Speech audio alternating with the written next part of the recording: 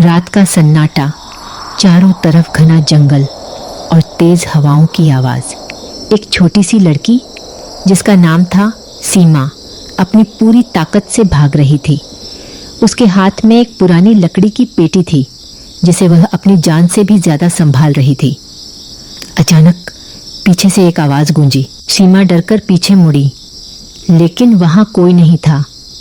उसकी धड़कनें तेज हो गईं और उसके मन में एक ही सवाल था, आखिर इस पेटी में ऐसा क्या है जिसके लिए लोग उसका पीछा कर रहे हैं? लेकिन इस सवाल का जवाब जानने के लिए हमें कुछ दिन पीछे जाना होगा।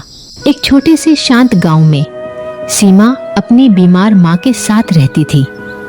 उसके पिता कई साल पहले अचानक लापता हो गए थे।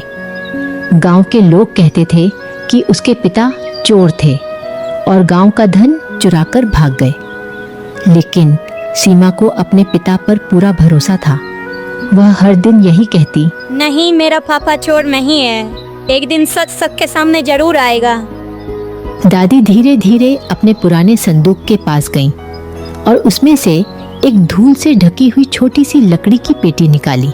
उन्होंने कांपते हाथों से वह पेटी सीमा की ओर बढ़ा दी। बेटे, तुम्हारे पिता ने कई साल पहले मेरे पास रखवाई थी।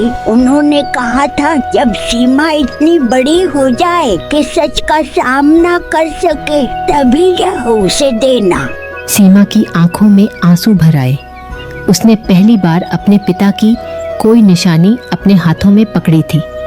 दादी, क्या आपको पता है मेरे पापा कहाँ हैं?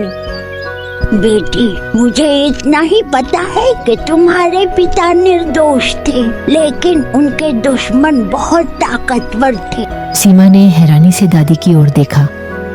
एक बात हमेशा याद रखना, इस पेटी को जल्दबाजी में कभी मत खोलना। कई लोगों की नजर इस पर है और इसके अंदर छिपा सच कुछ लोगों की पूरी दुनिया बदल सकता है। सीमा ने पेटी को अपने सीने से लगा लिया, लेकिन उसे बिल्कुल भी अंदाजा नहीं था कि दूर खड़ा एक आदमी उनकी हर बात सुन रहा था।